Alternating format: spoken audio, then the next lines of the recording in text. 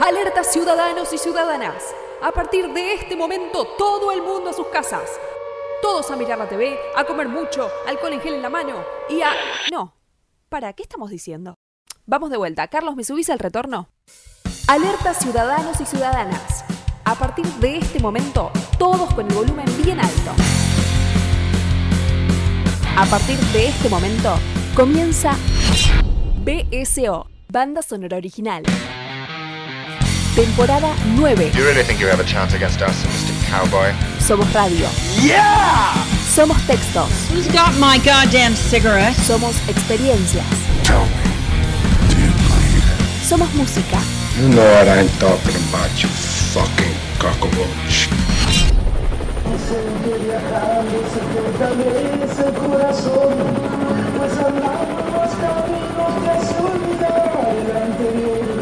Somos BSO, Banda Sonora Original. Siempre por www.bsoradio.com.ar. Frankly, my dear, I don't give a damn. BSO.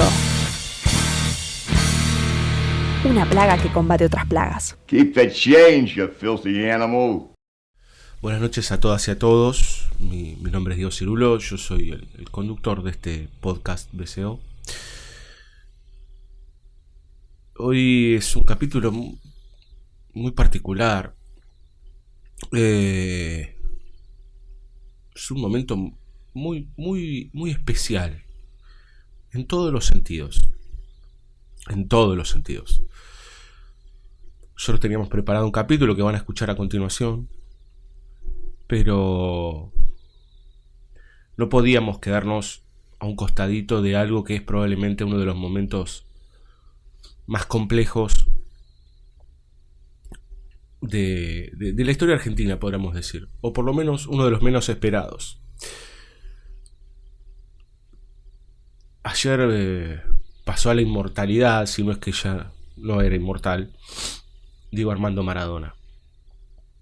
Tal vez para los que albergan su vida en la cultura pensarán que qué carajo tiene que ver este programa de cine con Maradona.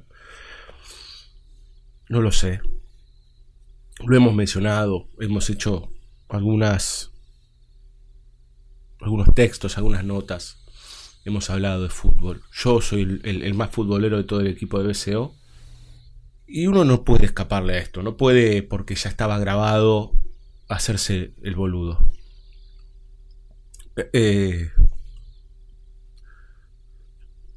La verdad que se haya muerto Maradona es verdaderamente increíble. Y ver la reacción de la gente, digamos, ¿no? Cuando detrás con toda esta hipocresía que hay, de repente salen los sentimientos eminentemente plenos. Yo sé y entiendo que hay muchas cosas, muchos claroscuros con respecto a Maradona, muchísimos por decir. Y yo no adscribo a esto de... Yo no hablo de su vida, sino que hablo de lo que hizo con la mía.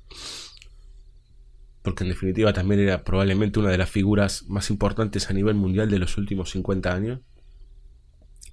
Entonces también creo que semejante ídolo sabía parte de lo que era la repercusión de sus acciones para con los demás. Pero hoy no me importa eso. Como tampoco me importa que la gente de la cultura piense que por decir esto al comienzo del podcast piense que somos unos mersas o me importa un carajo. Realmente. Yo no creí que iba a suceder, que iba a pegar tanto. Yo ni siquiera soy de Boca, o sea, soy de la vereda de enfrente. Pero pensarlo a Maradona es como los ratos de alegría de este país. Los chispazos de alegría en nuestra nación. Uno piensa en tantas cosas Y tal vez él, qué sé yo, nunca iba a saber quiénes éramos nosotros ni nada. Pero del otro lado uno veía algo único. Y yo tuve que pasar mucho tiempo para reconciliarme inclusive con formas de ser del propio Maradona. Como personaje. Por no compartir, por no creer en algunas cosas que dijo o hizo. Pero la verdad es que en algún momento yo entendí que había algo que primaba. Y que es que tuve la suerte de prender la tele los domingos y de tener un plan con mi viejo de ver a Maradona jugando en Napoli y de ver el Mundial 86, pendejo, 7 años, y de ver Italia 90 con 11 y de llorar cuando le cortaron las piernas con una tristeza absoluta.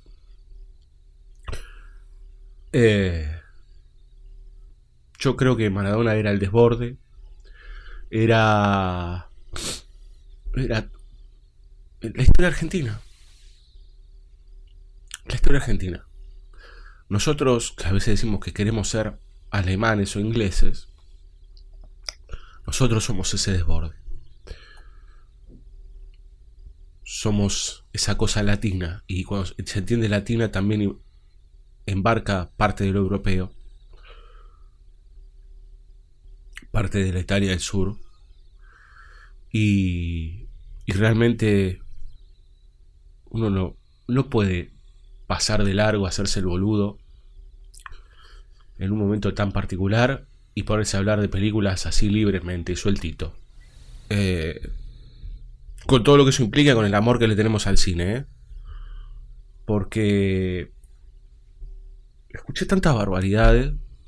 O sea, mueren este tipo de personajes que son muy poquitos y lo primero que aparece son los odiadores. Y la verdad, yo qué sé, no termino de entenderlo. No termino de entender porque tiendo a creer que más allá, ¿no? Que más allá de todo, el claroscuro de Maradona, lo repito, es innegable. Yo creo que mucha de esa gente no... Hay algo que no entiende. Creo yo. Que no entiende la dimensión. ¿No? Realmente. Anteponer tu palabra en el momento en que desaparece probablemente, y hay que hacerse cargo, carajo. Hay que hacerse cargo de que es uno de los más grandes referentes de la historia argentina. Y vos antepones tu palabra, sos más egoísta que los egoístas. ¿No? He escuchado y he leído de gente que dice que hipócritas, la gente se muere de hambre y ahora lloran por Maradona y que no sé qué. Y yo la verdad que digo, vayan a leer un libro, por favor. Rápido. Con velocidad. Probablemente algo de eso tengan razón. Pero me hace acordar a cuando se decía que si vendíamos todo el oro del Vaticano se solucionaban los problemas de la pobreza en África. Y la verdad, esas palabras tan vacías, tan pobres, esos descargos que después es la misma gente que se va a comprar un Campari y hace una fiestita en una terraza de manera clandestina con los amiguitos. Y sobran los moralistas, y más en las redes sociales. Por lo que uno leyó, por lo que uno vio, Maradona se murió solo, en la más absoluta soledad. Solo. Solísimo.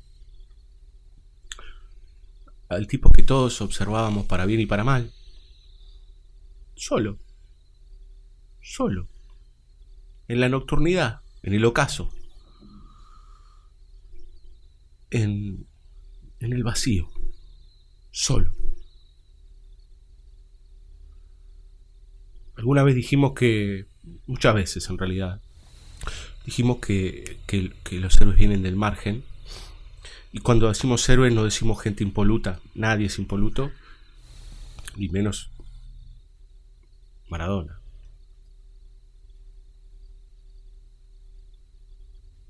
Solo. En absoluta soledad. Al tipo que lo mirábamos todos. Todos y todas quieren. Todos y todas. La verdad es que, repito, en mi caso particular, tenía que suceder este breve lapso de unos minutos antes de empezar el capítulo. Van a escuchar otro tono de voz. Van a ver que el programa va de otra cosa, porque se grabó hace ya casi una semana. Pero no se podía dejar pasar. Yo vi solamente algo similar cuando falleció Néstor Kirchner, y por lo que me contó mi padre, lo que fue la muerte del general Perón. Pero hubo más, con Irigoyen, con Alfonsín, con Eva Perón, ¿no? Y ahí uno dice, bueno, este tipo estuvo a esa altura. Yo creo que tocó algo más. Y yo repito, yo lo que me quedo son esos domingos viendo jugar a un extraterrestre. Siendo de otro cuadro, Nunca vi algo igual. Nunca vi un jugador, por lo menos alguien dirá que algún otro es mejor. Nunca vi un personaje que vino del margen y que llegó para conquistar una cancha. Nunca. Ni con Messi, que es también otro extraterrestre. Pero como dijo uno de los hermanitos, Diego era marciano. Lo único que puedo decir es: gracias por el fútbol. El resto, gracias. Así comienza Banda Sonora Original.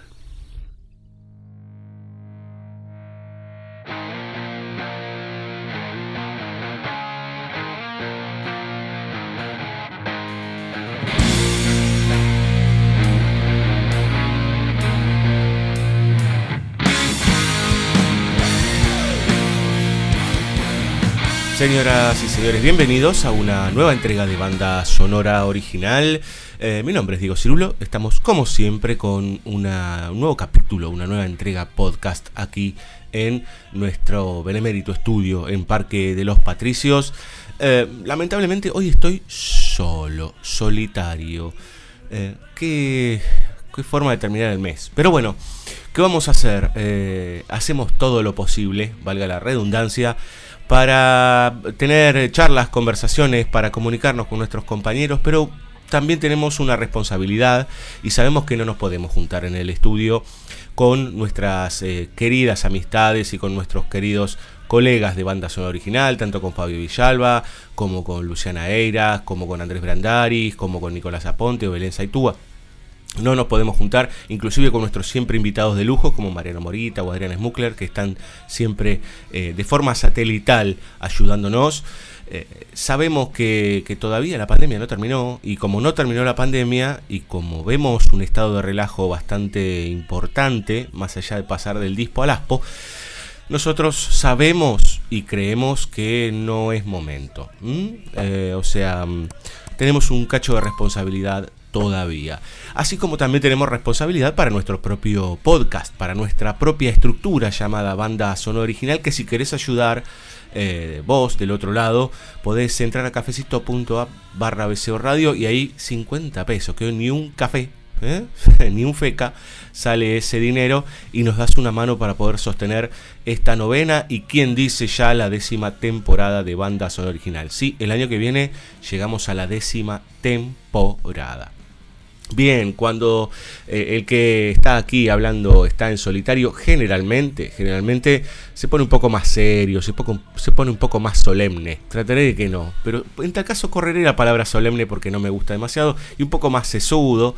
Eso no indica que no lo hagamos en otros capítulos. De hecho, las charlas que tenemos y los análisis que hacemos, sobre todo con Fabio Villalba en este 2020, tienen que ver justamente con el pensar, con el sentir, con el generar cuerpos de pensamiento, podríamos decir, para poder entender, por ejemplo, en este año la ciencia ficción, por ejemplo, en este año entender la Segunda Guerra Mundial, bueno, distintas facetas, y después los capítulos más libres, temáticos, como hemos tenido hace poquito el capítulo de submarinos. Bueno, hemos tenido un poco de todo, los programas sobre el terror. Bueno, como se darán cuenta, cada vez nos aborda más la cuestión relacionada con el género, y cada tanto nos vamos metiendo con algunos autores. Este año también tuvimos algunos aniversarios muy, muy lindos, como el de los 60 de Psicosis, nada más y nada menos, la obra maestra de Alfred Hitchcock, que es un thriller. Y hoy en Banda Sonora Original tendremos thrillers, 3 thrillers de distinta índole,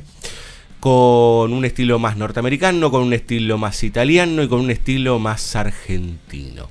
No les digo más, ustedes si ya vieron la promo de BCO, obviamente ya leyeron de qué va el asunto. Lo cierto es que este capítulo se llama Al margen de la ley.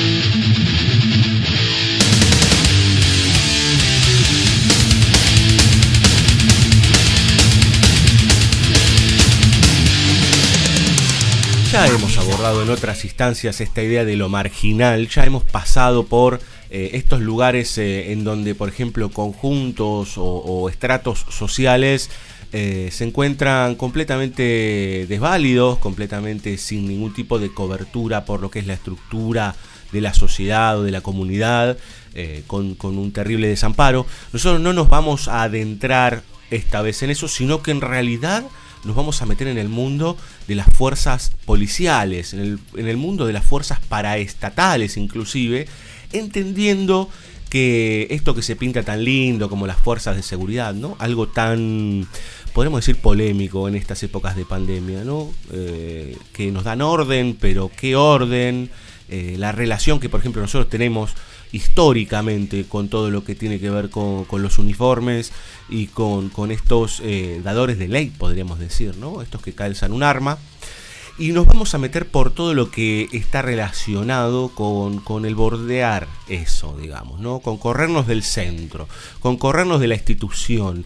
Y eso implica ir a buscar personajes o historias que tengan que ver, por ejemplo, con ideas parapoliciales, con ideas que abarcan lo que entendemos como la corrupción o lo que la legalidad entiende como corrupción, algunas estructuras de inteligencia que trabajan en silencio, diversos factores que tienen que ver centralmente con la idea del fango en serio, digamos, ¿no?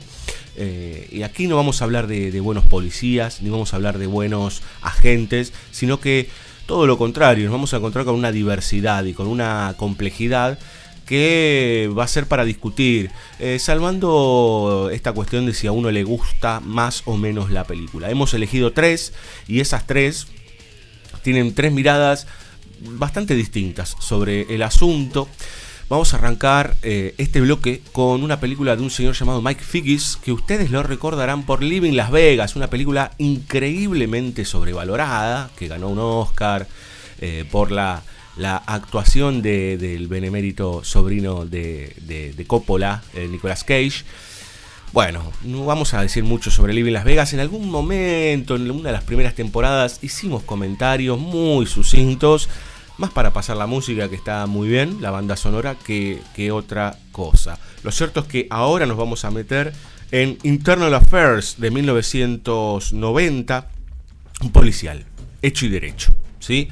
Policial de corrupción, policial relacionado con justamente aquellas fuerzas que no operan como lo que generalmente uno cree que se estructura desde ese famoso discurso de la ley en Norteamérica, ¿no? El policía con las leyes bien claras, con la cabeza ordenada, como agente ordenador, lo cual a esta altura, digamos, si uno eso lo pensase hace 70, 80 años, todavía, digamos, ¿no? Pero habiendo pasado tanta agua bajo el puente y habiendo visto tanto, es muy difícil que se pueda narrar una historia de policías límpidos, por decir, ¿no? Y en tal caso, eso no implica que el meterse en el barro esté mal, digamos, ¿no? Sino que, bueno, habrá desviaciones al respecto, porque muchas veces para combatir ciertas estructuras criminales lo necesario es sumergirse dentro de esa estructura para poder desarticularla. Un caso muy típico y muy recordado es Sérpico, ¿no? Ese famoso policía interpretado por Al Pacino y dirigido por Sidney Lumet, que llegaba al punto en donde no sabíamos si Sérpico era parte de los movimientos ilegales o si era policía, pero en definitiva tenía bastante claro lo que tenía que hacer.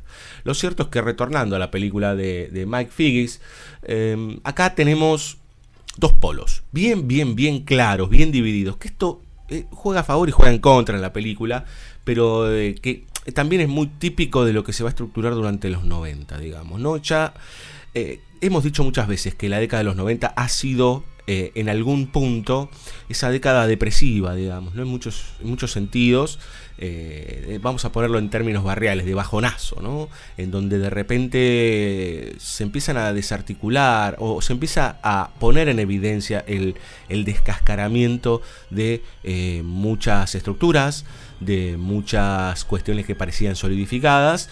Bueno, el neoliberalismo feroz ya lo conocemos en demasía, y eso tiene un devenir que es 2001-2002, digamos, ¿no? No solo aquí en la Argentina, sabemos que hablamos para mucha gente en el mundo, nos escuchan de todos lados, sino también, digamos, en el epicentro del imperio, digamos, ¿no? Las Torres Gemelas. Entonces, pensando un poco en eso y en esa decadencia, nos encontramos justamente con dos personajes centrales dentro de la obra, que son el teniente Dennis Peck y el agente Raymond Ávila. Uno interpretado, escuchen esto, interpretado por Richard Gere, y el otro por Andy García.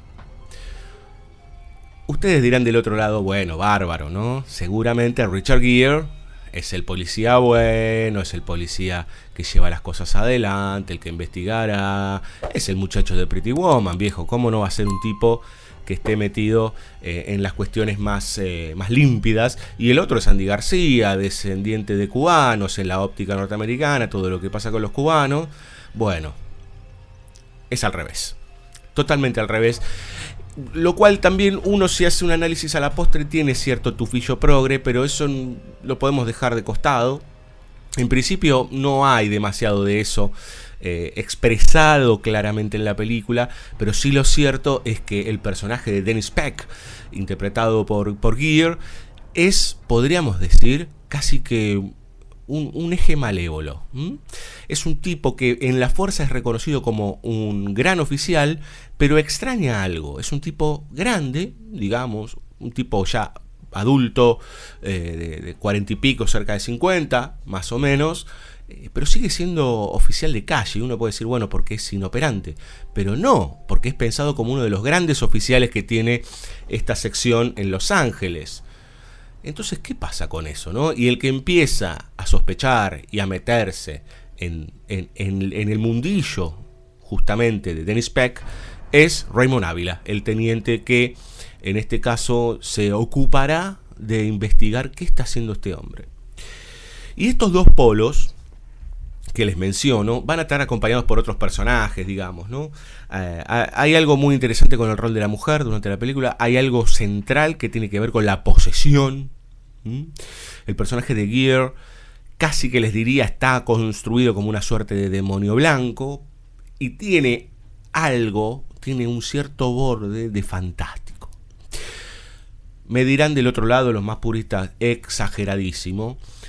Bueno, cada uno tendrá su óptica, pero en principio uno se da cuenta que cuando empieza a avanzar Raymond Ávila, acompañado de su compañera, valga la redundancia, Amy Wallace, que es otra de las agentes de los asuntos internos, porque Raymond Ávila pertenece a asuntos internos. Cabe decir que está muy mal mirado en las estructuras policiales aquellas subestructuras, en este caso asuntos internos, que investigan los propios policías, digamos, ¿no? Porque, bueno, se empiezan a mezclar las cosas, porque generalmente los piensan como los botones, como los sortivas, ¿sí? Como los bocones, como los que buscan ascender a partir de alcahuetear a aquellos que están del otro lado.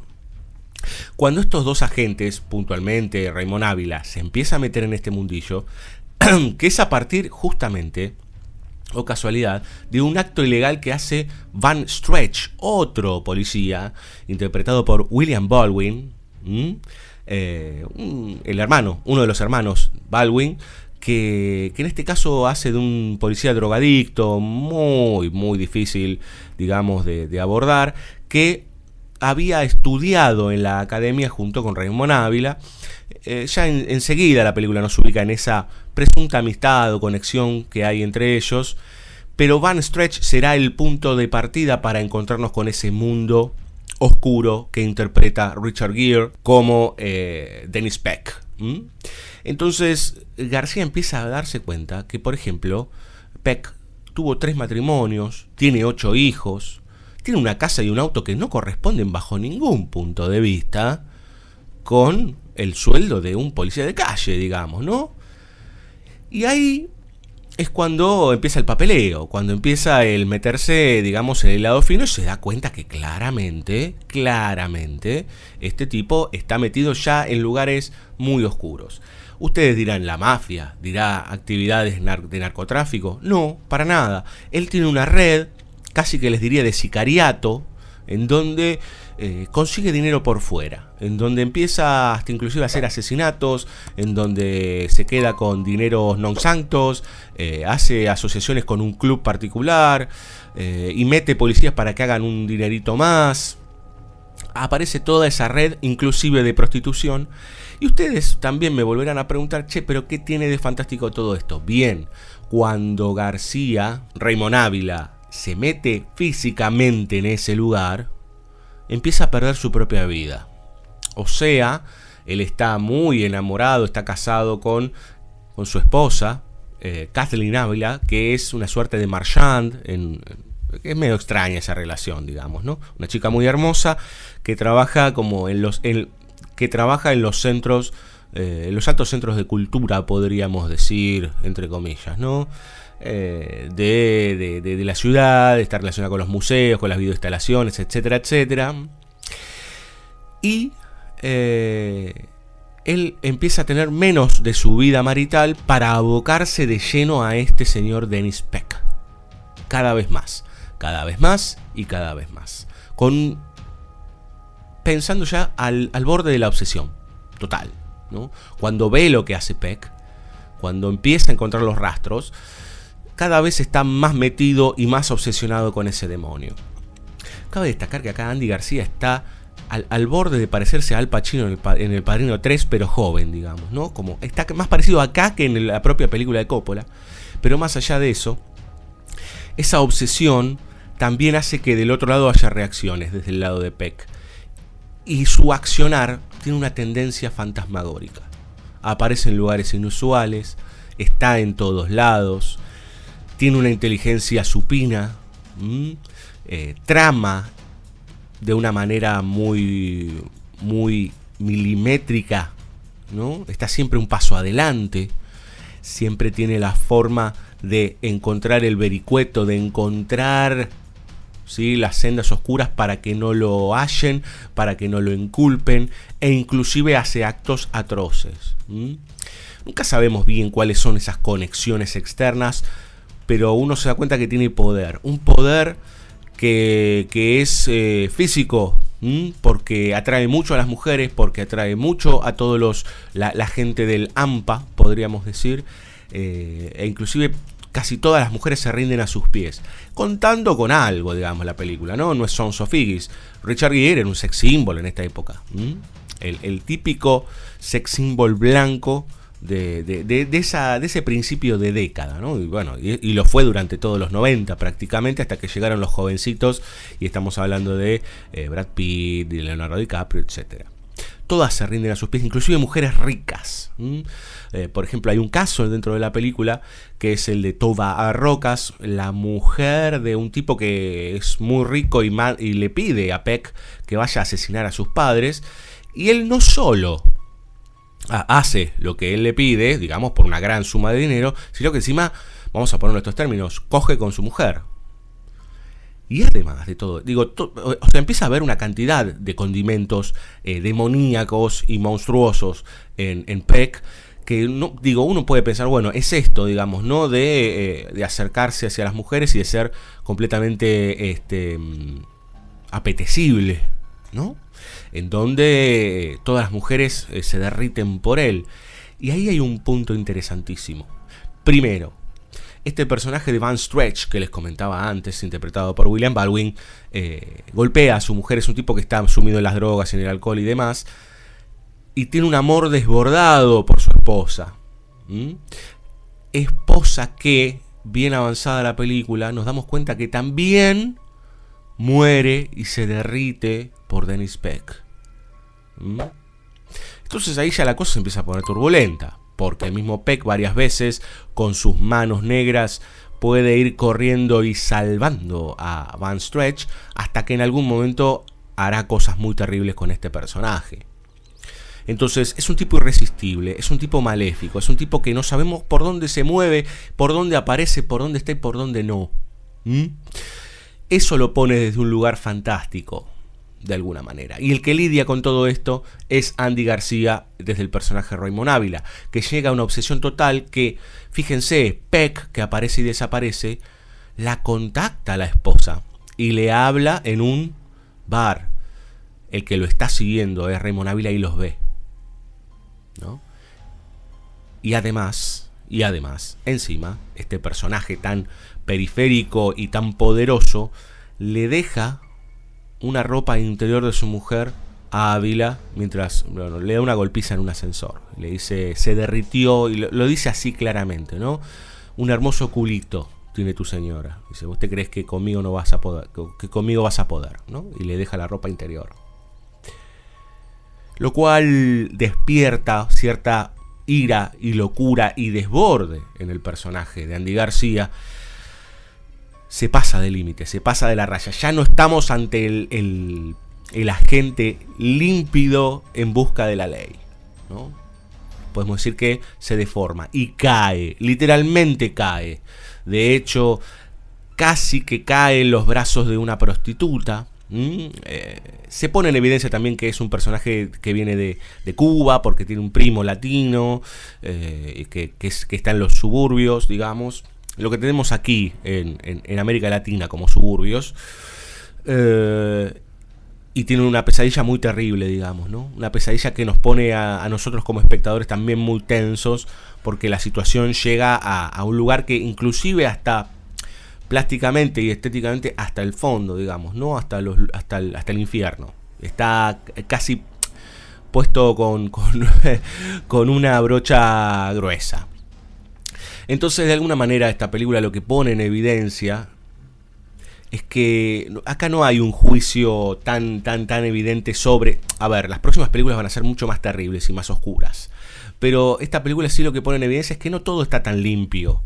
De hecho, hay casos como, por ejemplo, dentro de la propia unidad de asuntos internos, su propio jefe le dice, che, no sé, mirá que estamos hablando del mejor agente... Cuídate un poco, como no sé, correte, a mí no sé si me interesa, no tenés muchas pruebas, no te metas. Como que también la institución entiende, ¿no? Hay una frase que dice como, y bueno, si tiene algún desliz no hay ningún problema, digamos, ¿no? Mientras sea un buen agente. Nunca lo vemos resolver demasiado realmente a Richard Gere. O sea, en realidad siempre lo vemos en esa periferia, operando, manipulando, ¿sí? Generando una cantidad de subestructuras dentro de lo que es su suerte de imperio. Lo chocante es que Richard Gere hace muy bien de malo, hace muy bien de villano. Es una lástima que no se haya trabajado más, digamos, ¿no? Porque aparte siempre se le criticó esta cosa inexpresiva a Richard Gere, y acá tiene como ese lugar como pasa con Keanu Reeves, digamos, ¿no? Que no tienen demasiada expresión en lo actoral, pero dependiendo de qué personaje le proponemos, los tipos se desenvuelven muy bien. Y acá está muy bien, digamos, ¿no? En ese sentido, nos encontramos con este demonio blanco que, bueno, tiene por sobre todas las cosas algo fundamental. Es un tipo atractivo, es un tipo que nunca va a parecer, digamos, parte del mal. De hecho, hay toda una relación con la negritud durante la película, más que interesante. Entonces, me parece que en ese sentido la película tiene varias cosas a favor. Tiene algunas cosas en contra también, digamos, ¿no? Como le falta un poco de sangre, podríamos decir, a la propia obra. Pero uno no deja de destacar esta elección, digamos, ¿no? Y esta postura de que no todo está tan clarito entre buenos y malos dentro de la estructura policial, y sobre todo cuando las cosas cada vez se van más al margen, más a la oscuridad, más a esos lugares donde nadie quiere entrar. Pero los que entran son los que la manejan. Y si metes las patas allá adentro, agárrate. Y eso es lo que le pasa al personaje de Raymond Ávila, digamos, ¿no? Que hay momentos en donde llega al puro descontrol. BSO, temporada 9. Frank, ¿qué estás haciendo aquí? Vengo de la empacadora. Alguien me disparó por orden de Ludwig. Planean asesinar a la reina aquí. Bien, revisemos a los invitados. Sí. Disculpe, señora. Seguridad. ¿Qué sucede? Oigan. Vamos, súbale, manténgalos así. No va a pasar nada. No, yo no he hecho nada. Protesto. Ah, sí. ¿Qué te parece esto? Tengo mis derechos. ¿Crees que lo hicimos ayer, Con que no hiciste nada, Están equivocados. Mira, Ed. Trae la fotografía de tu esposa. ¡Ethel! Muy bien. ¿Alguien más se ve con la esposa del señor? Así está bien. Ya, Frank, cálmate. BSO, temporada 9. De originales, no tenemos nada. Al rosetón del frente de cualquier templo. ¿Qué cuenta esta película? Tenemos a The Lieutenant, que justamente es este policía interpretado por Harvey Keitel, que, bueno, tendrá una hora y media del devenir más decadente de un policía marginal, en donde lo vemos pasar por todos los estadios posibles y todos se conectan con la decadencia. Con una decadencia justamente de estos límites, en donde, ¿qué es lo que es preponderante? Las drogas, los excesos, todo lo que tenga que ver con el juego ilegal, la violencia extrema.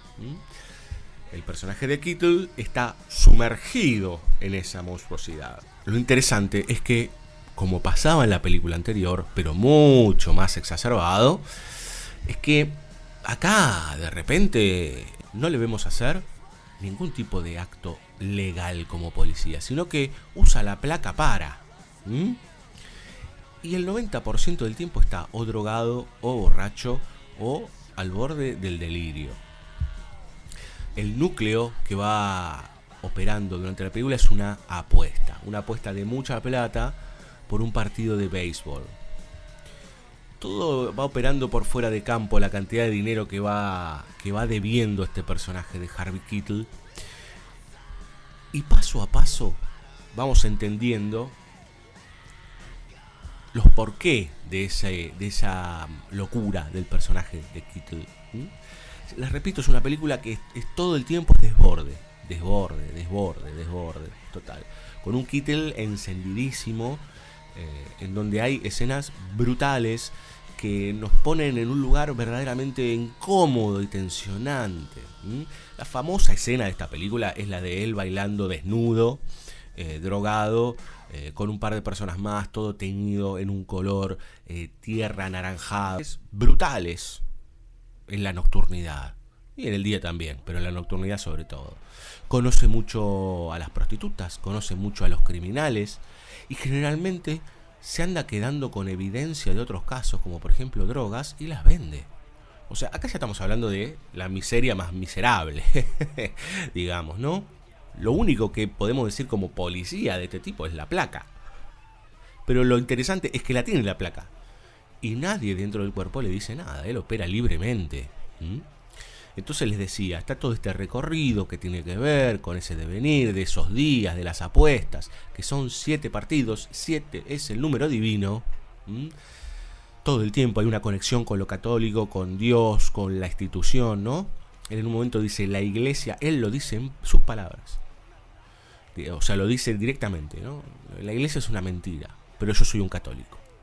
Hablábamos de excesos, y hablamos de ese devenir, de esos 7 partidos, podríamos decir, esa llegada a Dios, de alguna forma, nos va a llevar paso a paso, nos va a mover paso a paso hacia la debacle total, porque él sigue confiando en que se va a dar vuelta la serie, en que va a ganar el equipo por el que apuesta, puso mucha guita, hay gente pesada atrás. Eso no va a suceder.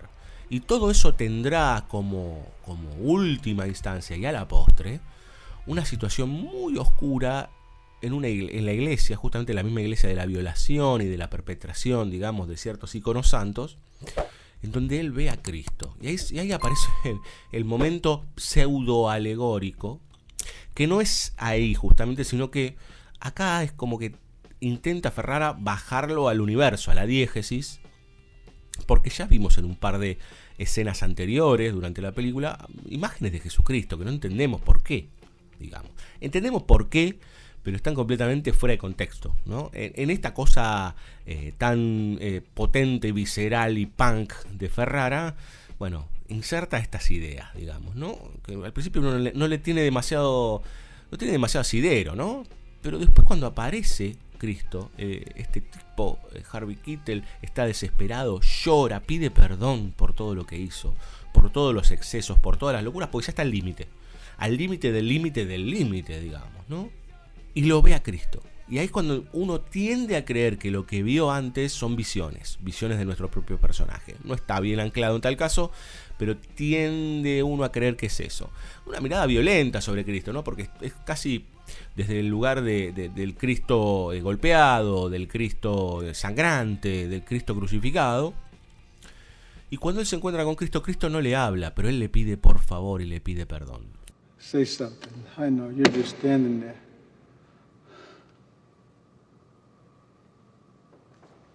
What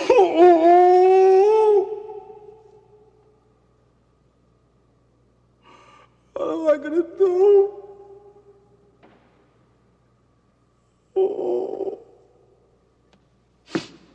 You gotta say something! Something! You fucking stand there and you want me to do every fucking thing? Where were you? Where the fuck were you? Where were you?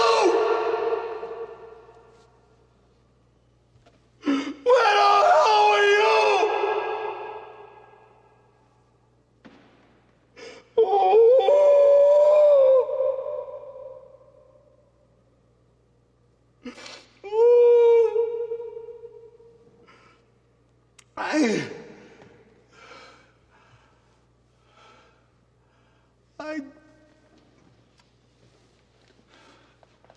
I'm sorry. Oh, I'm so sorry. I'm sorry. I did so many bad things. Y hasta un momento puntual uno sigue creyendo que es una suerte de alegoría. Pero de repente desaparece ese personaje, o sea, desaparece la imagen de Cristo y nos damos cuenta que es una señora, ¿no? Y justamente ahí hay una conexión con el caso de la violación de la monja. Los intereses de nuestro personaje no tienen un carajo que ver con la propia monja, digamos, ¿no? De hecho, él se le acerca en algún momento, yendo un poco para atrás, y le pregunta si ella no quiere venganza. Él está desesperado, necesita plata, aparte pusieron precio a la cabeza de los que la violaron, y a ver si él puede rascar esa plata y quedarse con esos $50,000 y de alguna manera tener más tiempo. De él desesperado le dice: usted no quiere venganza, no quiere que esto vaya por fuera de los carriles legales, porque yo creo que tiene que ir por los carriles extraoficiales, le dice, ¿no? La monja lo saca medio como cagando, podríamos decir. Volviendo a la escena del Cristo, pareciera que hay una bajada divina porque el besarle los pies en un momento, ¿no? Ya de desesperación, le besa los pies a la figura del Cristo, de carne y hueso, que no habla, que solamente en un momento mueve sus manos, se transforma en una mujer negra de este Bronx tan particular, y es la mujer que le dice, escúcheme, vio que además de violar a la mujer se robaron el cáliz para revenderlo y demás, yo sé quién fue, yo sé quiénes fueron, como una especie de señal de decirle, che, anda a hacer algo que se debe, ¿no? Todo lo que viene después es muy triste, porque él los encuentra a estos dos tipos, porque él se sienta al lado y se droga al lado de ellos, los esposa, se los lleva y uno dice, bueno, los va a ejecutar. Y tiene su último momento, un dato más. Están viendo la tele y pierde finalmente el equipo al cual él había apostado. Se los lleva, los esposa y se los lleva en el auto. Y uno dice, bueno, los va a ejecutar. Digo, este tipo está completamente sacado. Vimos todo lo que hizo durante la película y ahora les voy a contar una escena que es brutal y probablemente la más potente de toda la obra. Y no es así, sino que los perdona. Les quita, llorando desconsoladamente, bajo todo tipo de drogas, les quita a las esposas y le dice, súbanse a este micro y no aparezcan más por esta ciudad. Y él llora, desconsolado, los perdona. Pareciera que encontró de alguna manera cierta redención, porque lo que viene es inevitable. No les voy a contar lo que viene justamente, pero es inevitable. Claro, de alguna manera podemos por ósmosis entender que aprendió algo de lo que la monja le había dicho, ¿no? Que ella los perdonaba. Monja que en algún momento Ferrara, astuto y hasta le diría malévolo, cuando comienza el caso de la monja y se le está haciendo la inspección física, nos pone a Harvey Keitel observando por la ranura, por un intersticio entre puertas, a la monja desnuda. Es un cuerpo bellísimo, súper atractivo, de una mujer joven, muy hermosa, muy distintiva encima en el barrio, que es un barrio negro, y ella es casi transparente, le podríamos decir, pero la pone desnuda, ¿no? Acostada, con un cuerpo súper exuberante. Lo cual ahí Ferrara nos pone también otra vez, ¿no? En ese lugar tan difícil, tan complejo, en donde se liga el atractivo con la muerte, el atractivo por la violencia, digamos, el atractivo sexual y todo lo que tiene que ver con la religión, y como cierto choque ahí con la institución y cierto choque con el puritanismo. Bueno, todo es desborde, repito, todo el tiempo. Y yo creo que el epítome del desborde en esta película pasa en la nocturnidad, y básicamente es el momento en que Harvey Keitel ve a dos chicas, dos adolescentes, yo les diría ya mayores de edad, que hicieron una picardía y se quedaron con el auto del padre para ir a bailar. Él se les acerca, les habla, les dice que tienen un farol roto, de manera muy lasciva. Ellas le piden por favor, no tienen ni siquiera el registro, no tienen nada. Les piden por favor, déjennos, somos jóvenes, venimos de bailar, fue una picardía que hicimos con nuestro padre. Y él las va llevando a una de las escenas más perversas y oscuras de la película. You suck it up. You like sucking cock? Come on, baby. Show me your mouth. Show me that fucking mouth. Show it to me. Yeah, that's it. That's it. Yeah.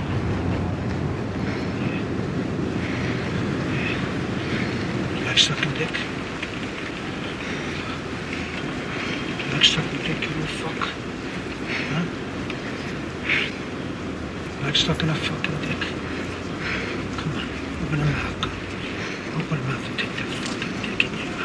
Ustedes pensan del droga, bueno, las viola, las fuerza a hacer algo físico. Sí, pero sin contacto. Es terrible. La escena es terrible.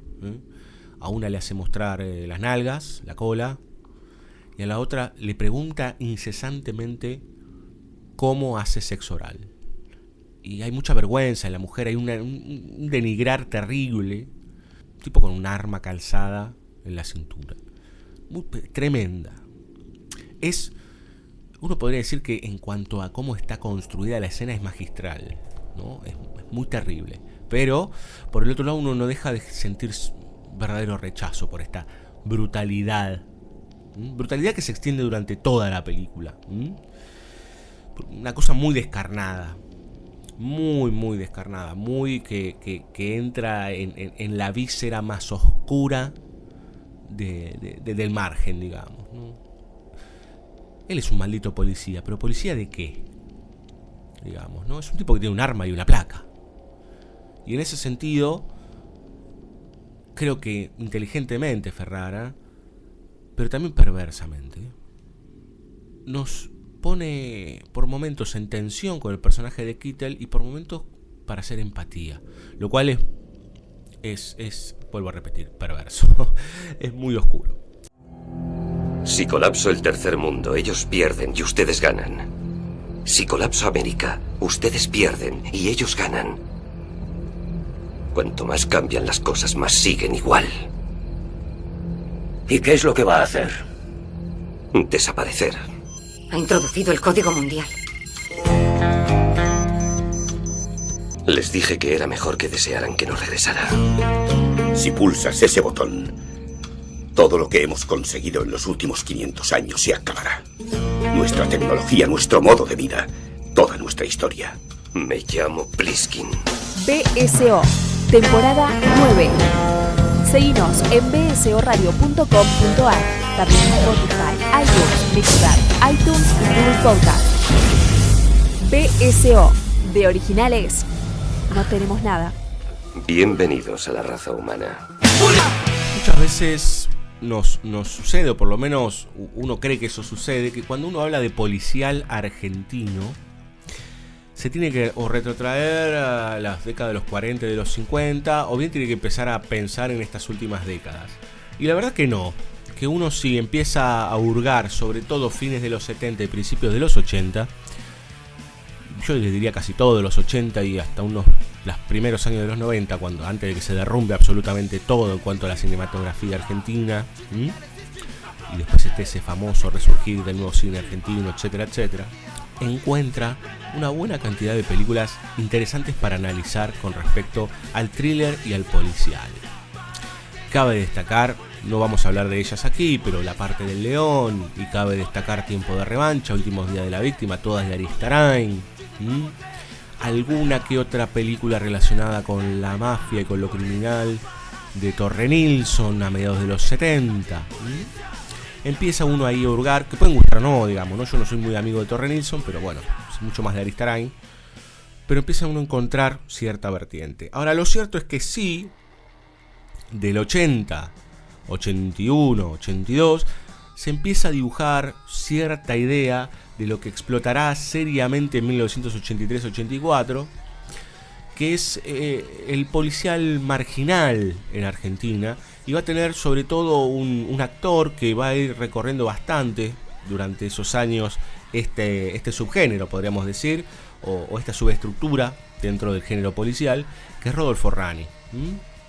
Uno de los tipos que está relacionado mucho con la comedia, pero que en realidad, sobre todo hasta principios de los 90, con Archivo Negro y un par también de series, Policía Corrupta un poquito más adelante, protagonizó muchas de las películas relacionadas con este tipo de cine argentino, de género, que podríamos decir que en varios de esos casos son fruto del famoso destape, donde apareció mucho del rock argentino, donde apareció mucho de lo que es el underground y la noche, en Buenos Aires y en las grandes ciudades, las libertades post dictadura, pero también empiezan a aparecer estas estructuras de thriller policial, marginales, que en algunos casos tienen que ver con adentrarse en estructuras criminales, y hoy vamos a hablar de probablemente el mejor exponente, salvando las que mencioné antes, digamos, ¿no? Que yo les diría que son de las más elevadas, sobre todo las de Aristarain puntualmente, que es En retirada, de Juan Carlos de Sanso, de 1984. Si ustedes la vieron me harán la pregunta, pero acá no hay policías.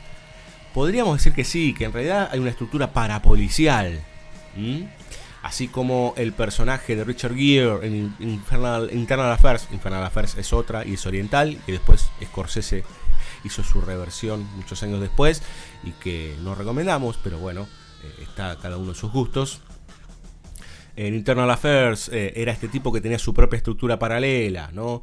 El Bad Lieutenant, que ya casi no lo podíamos identificar como un policía. Acá nos encontramos con una paraestructura. La película está escrita por De Sanso, por Santiago Carlos Oves y por José Pablo Feynman, un declaradísimo peronista, que escribió bastante para cine, de hecho. Algunas cosas bastante interesantes, otras no tanto, pero Últimos días de la víctima, por ejemplo, es de él. La película es del 84.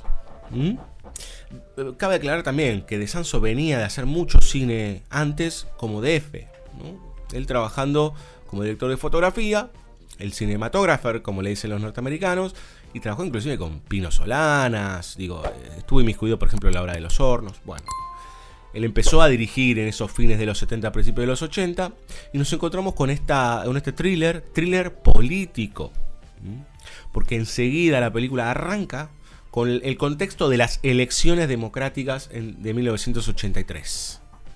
Yo no sé en qué momento lo escribieron esto, pero lo escribieron velozmente y realmente, les digo, esta película está muy subvalorada injustamente.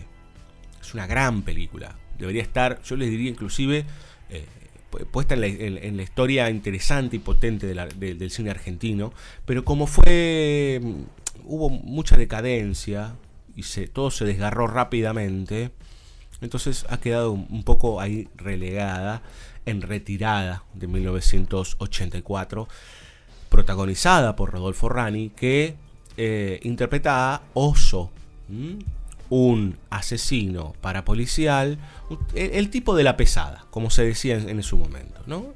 Lo decía, por ejemplo, Esperando la carroza, ¿no? Me parece que trabaja con la pesada. La pesada eran las estructuras que estaban organizadas desde el Estado para capturar, para matar y para chupar personas. ¿Qué pasa? La película empieza en ese contexto de elecciones. Se terminó la dictadura, se terminó la megaestructura que desde las sombras operaba para ordenar, podríamos decir, entre comillas, ¿no? Pensemos que es el proceso de reorganización nacional.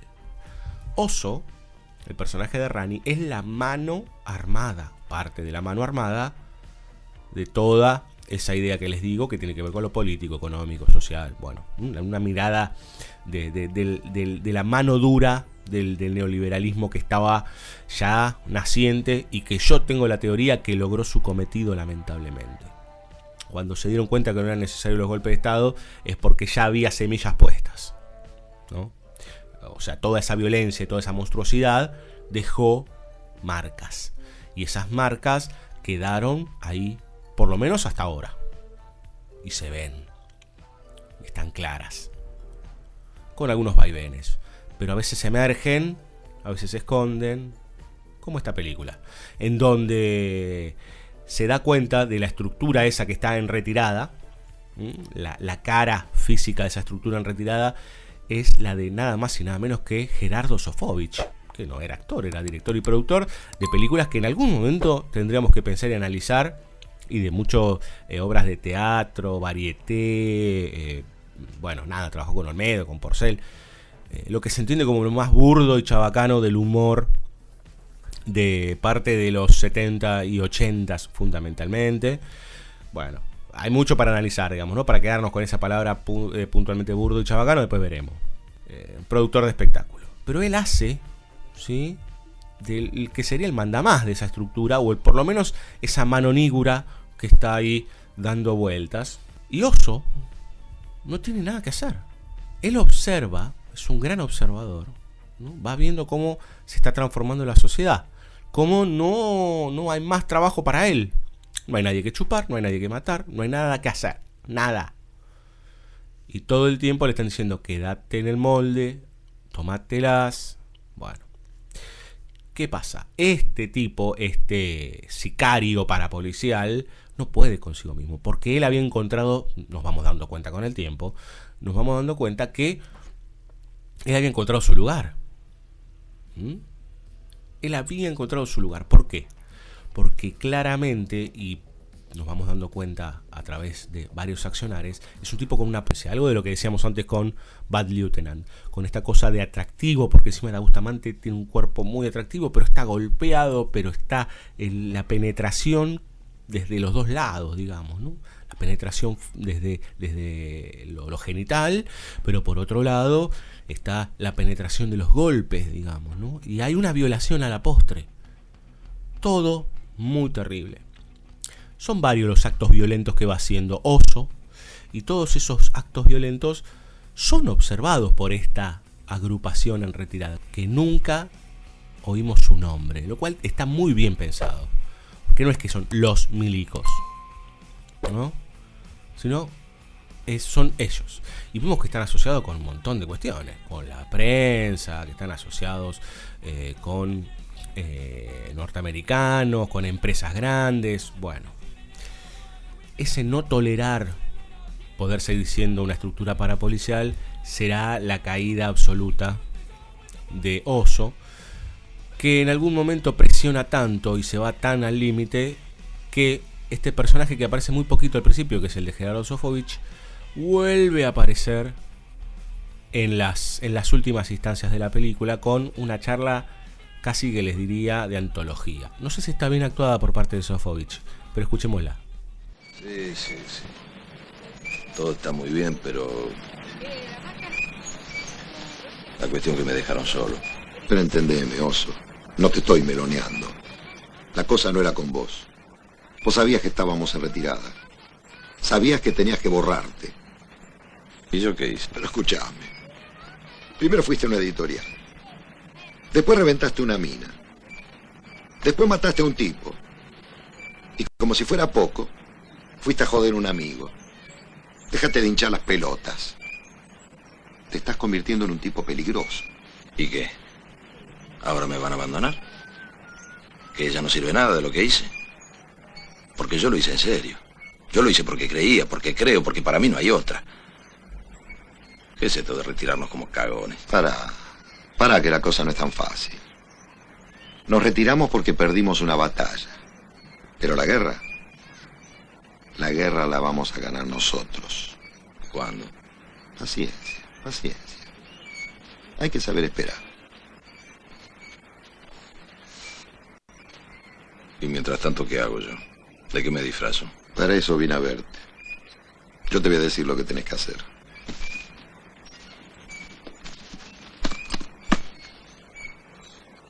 ¿Qué haces, boludo? ¿Vos no habías pedido $25.000?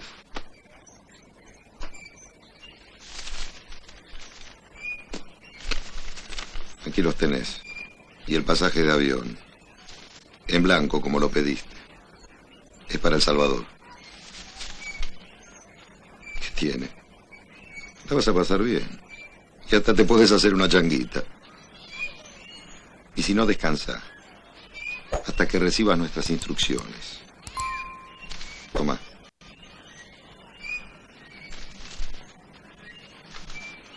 Y no te desacates.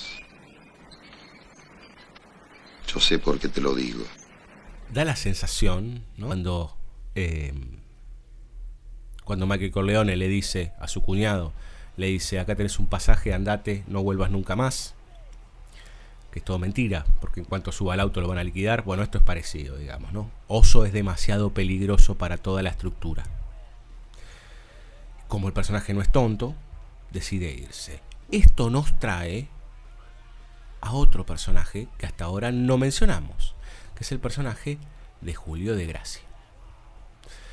Julio de Gracia, que siempre se lo vincula con Tiburón, Mojarrita y los superagentes, los comandos azules y todo ese tipo de cosas, ese cine muy conectado con lo militar y con las fuerzas del orden, parte de los 70 y principio de los 80, aquí hace del padre de un desaparecido, pero nunca se dice nada de nada. Solo hay una imagen en un momento que ve el personaje de Oso en la tele y ve a las abuelas de Plaza de Mayo. No se dice nada, lo cual, digo, para un cine como el nuestro, que muchas veces se desboca y tiene que decir todo para que se entienda, estoy generalizando, ¿no? Acá me parece que está muy bien. ¿no? Está muy bien. Se escucha a la marchita peronista, se escucha también a los radicales cantar, pero más allá de eso, no hay mucho de vínculo, que está claramente, pero no de vínculo verbal con la coyuntura. Este personaje de Desgracia, no sabemos por qué, pero lo reconoce en el subte a Rani y lo empieza a seguir todos los días, día a día. Inclusive Rani lo descubre en algún momento, le da una golpiza terrible y es milimétrico cómo se maneja la información de este personaje, que inclusive hay un hiato en donde desaparece, sobre todo cuando Rani se va al pueblo, y después entendemos que más allá de la golpiza, él siguió esperándolo en el departamento a Rani. Lo siguió esperando. Por más que no lo volví a ver, se quedó ahí haciendo guardia hasta tomar la decisión que él no quería tomar. Pero bueno, está harto. Escúchelo a Julio Desgracia, lo que habla con su esposa, ¿sí? María Banner, y los porqué de este personaje.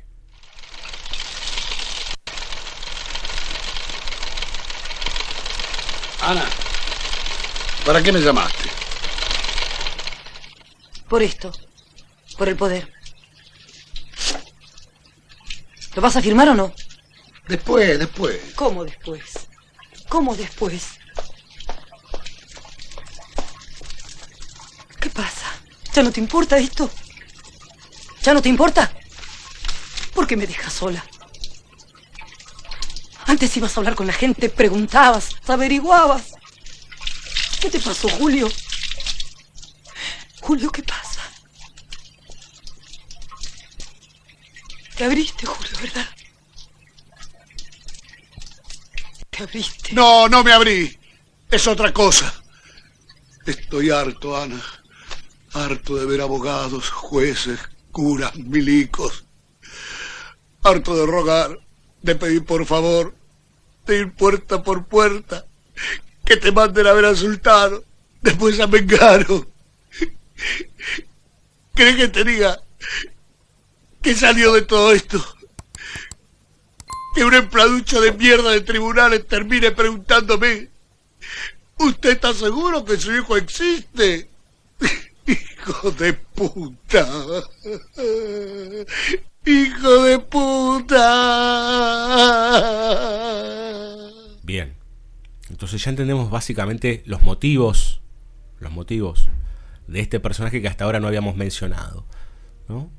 Y habla claramente de lo legal y le pega con brutalidad a lo legal, digamos, ¿no? A las estructuras legales, a todo lo que se mal llama el Estado, digamos, ¿no? Cuando queremos hablar respectivamente, está internalizado en nuestras palabras la idea de Estado, ¿no? Trabaja para el Estado. ¿Qué es el Estado? El Estado también es usted, que está del otro lado, ¿no? Todos conformamos el Estado argentino de alguna manera, pero bueno, hay gente que dice no, yo una vez que pago los impuestos ya está, que lo hagan los otros. ¿Quiénes son esos otros? El Estado. ¿Y qué es una entidad? Bueno, ¿no? Bien, más allá de esto, tenemos a este personaje desahuciado por las estructuras legales que lo reconoció al que secuestró a su hijo. Lo reconoce y lo esperó, y lo esperó, y lo esperó. Hasta el punto, casi que podríamos decir de manera fantástica, que lo encuentra débil. Que es el momento en donde Rani ya no tiene más contactos porque lo van a liquidar y tiene que hacer toda una peripecia por los techos para meterse en su casa anterior y conseguir un pasaporte y fugarse. Y ahí hay toda una persecución en terrazas que se puede vincular claramente con la parte del león, por ejemplo. Toda una persecución en terrazas y llega el devenir final. No vamos a contar más.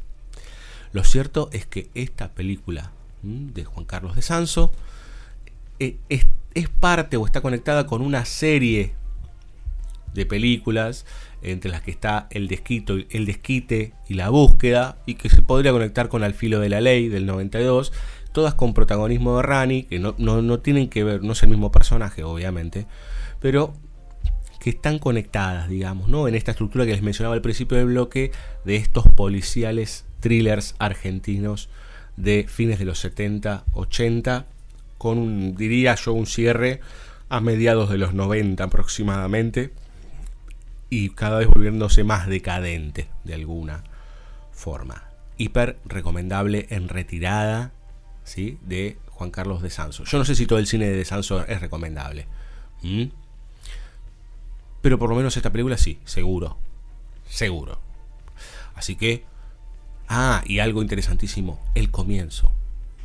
Yo no sé si de Sanso vio a De Palma o si había visto mucho giallo, pero el comienzo y durante la estructura hay toda una construcción de planos detalle de armado de un rifle que hace recordar a algunos autores italianos, y por qué no bastante a De Palma, en algún caso, salvando las distancias, y ¿no? A De Palma lo tenemos bien arriba, pero ahí hay algo incluso hasta musical. Nos vamos, hasta el próximo capítulo. Prometemos poco y nada, como siempre. Seguinos en bsoradio.com.ar. Seguinos como @bsoradio en Instagram, Twitter y Facebook. BSO, temporada 9. Un día voy a traer la guitarra.